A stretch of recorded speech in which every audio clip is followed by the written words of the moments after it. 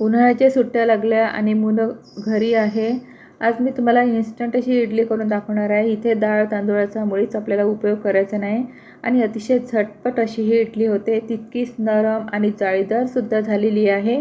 आणि अशी इडली जर तुम्ही करून द्याल ना तर मुलं खूपच आवडीने खातील. चला पटकन रेसिपीला सुरुवात करू. इथे 1 वाटी मी मुरमुरे घेतलेले आहे. आपल्याकडे मुरमुरे असतातच.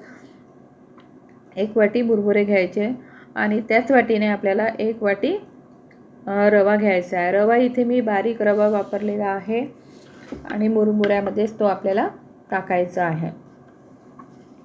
आता मुरमुरे आणि रवा मिक्सरच्या पॉटमध्ये टाकायचा आणि त्याला आपल्याला बारीक करून घ्यायचं आहे. म्हणजे मुरमुरे बारीक करून घ्यायचे आहे. आणि नंतर आपल्याला एका बाउलमध्ये मी काढून घेतलेले आहे. त्यामध्ये आपल्याला अर्धी वाटी दही टाकायचं. मिश्रण आपल्याला मिक्स करून घ्यायचं. मिश्रण मिक्स झाल्यावरच आपल्याला नंतर थोडंसं पाणी टाकायचं आहे. पाणी एकदम टाकायचं नाही. सुरुवातीला मी अर्धी वाटी पाणी टाकलेलं आहे. मिक्स करून 5 मिनिटं रेस्ट करायला ठेवलं आहे.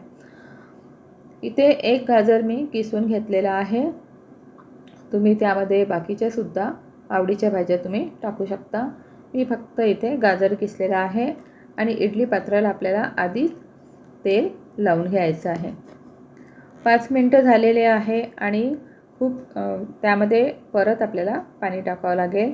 म्हणून थोडं थोडं पाणी टाकायचं. एकदम पाणी मी टाकलेलं नाही आहे. जसं आपल्याला पाणी लागेल ना तसं त्या पद्धतीने आपल्याला पाणी टाकायचं आहे. कमीत कमी 1 ते 1.5 वाटी आपल्याला इथे पाणी लागणार आहे. नंतर मीठ टाकायचं चवीनुसार आणि किसलेलं गाजर टाकायचं आहे.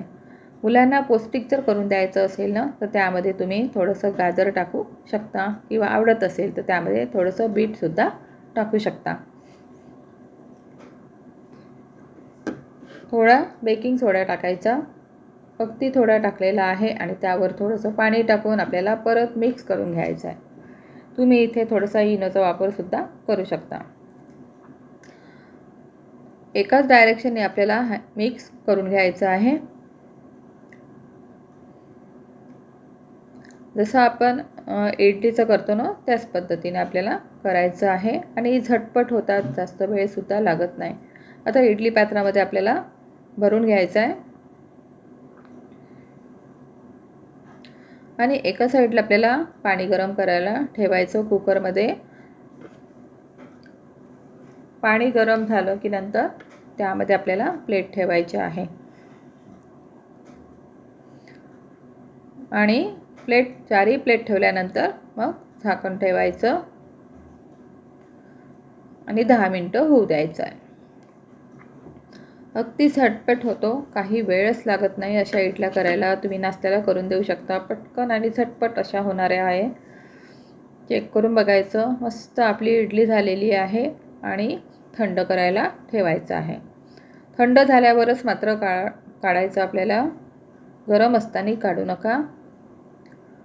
थोडं थंड झालं की मग काढून घ्यायचं. अगदी लवकर निघतात बघा. खालूनसुद्धा काही चिपकत नाही आणि मस्त अशी जाळीदार आपली ही इडली झालेली आहे.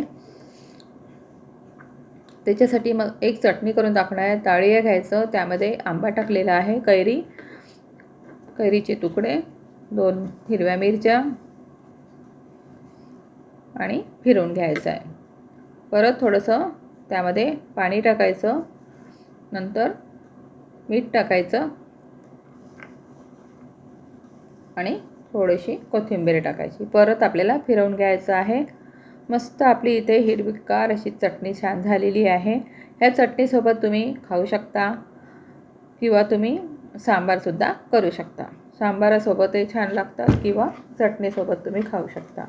आजचा व्हिडिओ आवडला असेल लाईक करा, शेअर करा आणि सबस्क्राईब करा.